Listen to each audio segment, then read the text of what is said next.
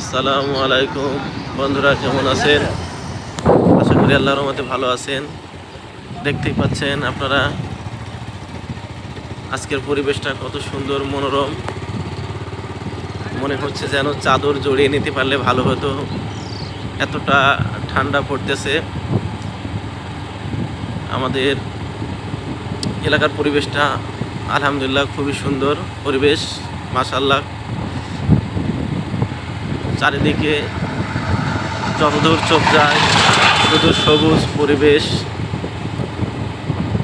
সবুজের দিগন্ত। সন্ধ্যাকালীন সময়ে এত সুন্দর লাগছে পরিবেশটা, মনোমুগ্ধকর একটা পরিবেশ। যতদূর চোখ যায় দৃষ্টি জুড়িয়ে যায়